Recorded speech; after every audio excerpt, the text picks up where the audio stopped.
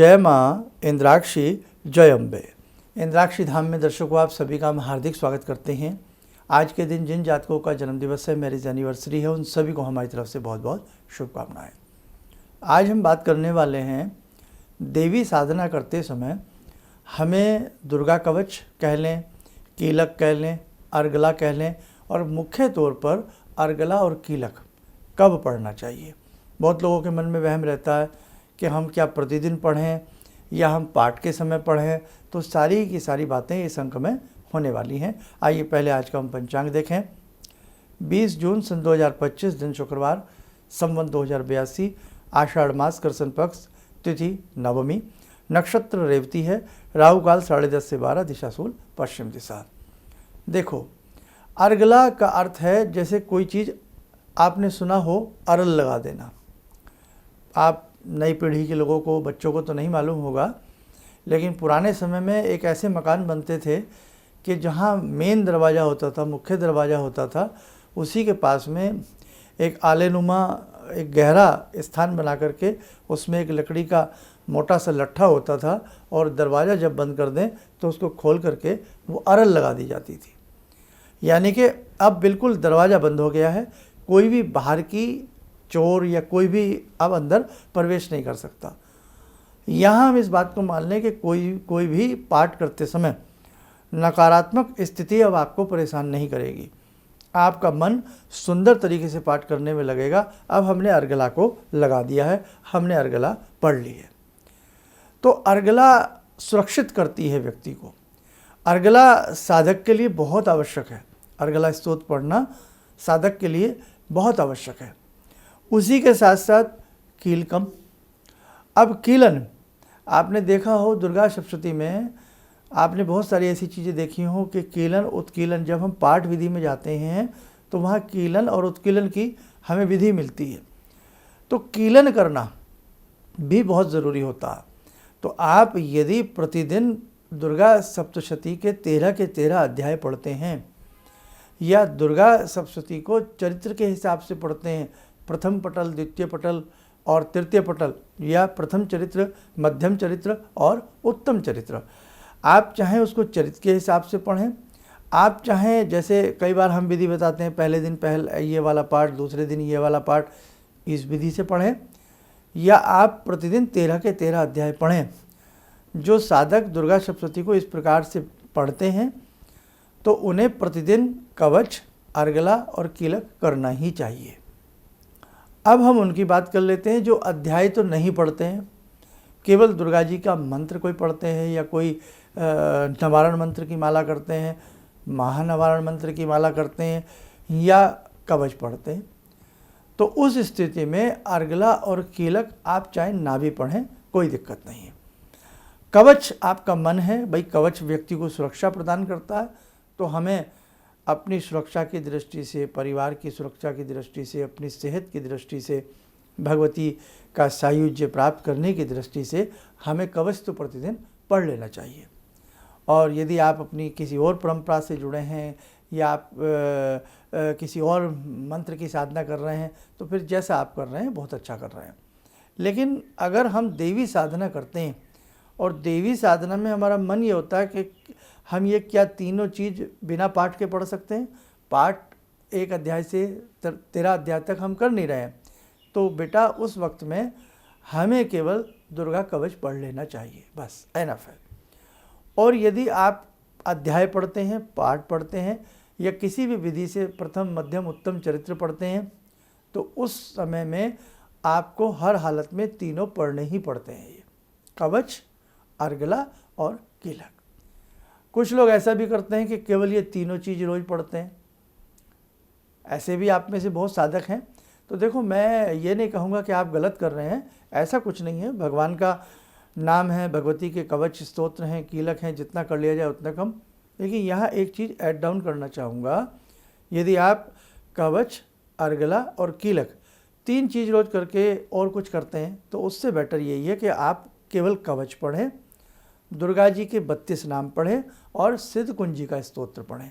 वहाँ फिर आपको अर्गला और कीलक की आवश्यकता नहीं है। ठीक है, तो ये आज मेरा आपको बताने का तात्पर्य था। लेकिन जब भी दुर्गा सप्तशती का पाठ करो तब ये तीनों अंग आवश्यक होते हैं, और उसके बाद फिर नवारण मंत्र की माला आवश्यक होती है। और जब भी हमें दुर्गा सप्तशती पढ़नी हो तो दुर्गा सप्तशती में शुरू में ही पाठ विधि दी हुई है, सप्तश्लोकी दुर्गा के बाद। तो जो पाठ विधि दी गई है उसमें कीलन उत्कीलन के मंत्र हैं। 2 मंत्र 7-7 बार पढ़े जाते हैं, 1 मंत्र 21 बार पढ़ा जाता है, अध्याय प्रारंभ करने से सबसे पहले और अध्याय पूर्ण होने के बाद में। ये हमेशा बेटा ध्यान रखना। आप दुर्गा सप्तशती लेके आइए, जब उसे आप ध्यान से पढ़ेंगे ना, हिंदी वाला भी पढ़ेंगे, तो आपको अपने आप में बहुत सारी चीज़ें समझ में आने लगेंगी।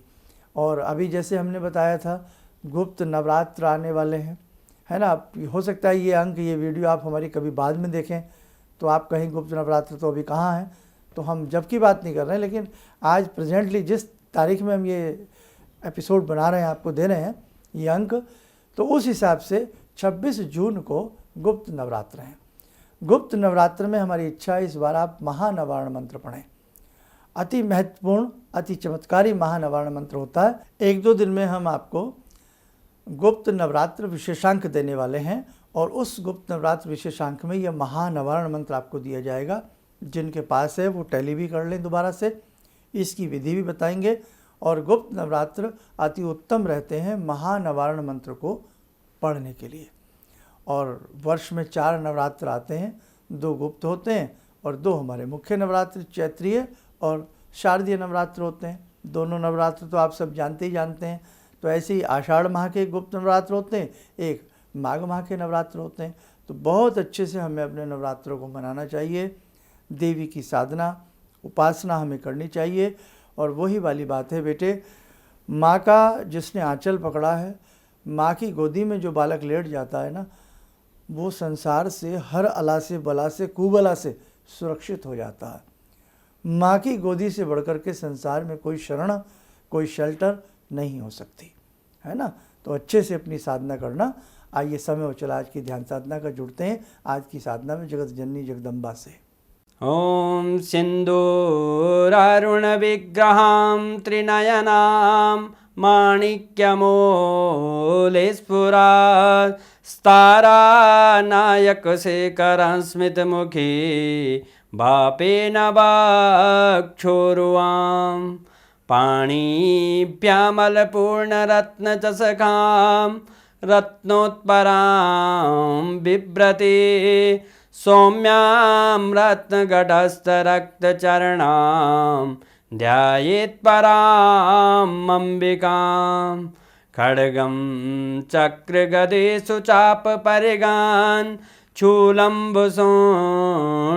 शिरा शङ्खं संदधतीं करे स्त्रीनयनां सर्वाङ्गभूषावृतां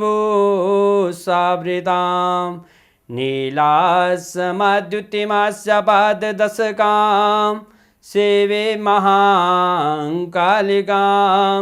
यामास्तो स्वपितैहरो कमलजो हन्तुं मधुं कैटवम् विद्युद्दामसमप्रभां मृगपते स्कन्दस्थितां भीषणां कन्या विहकरवालखेटविलसा धस्ताविरासेवितां हस्तैश्चक्रगदाशिखेटविशिखां चापं गुणं तर्जनीं विप्राणामलिलात्मिकां शशिधरां दुर्गां त्रिनेत्रां भजे। कवच बना लें, ध्यान करें, भगवती का शुभ आशीष हम सबके ऊपर बरस रहा है।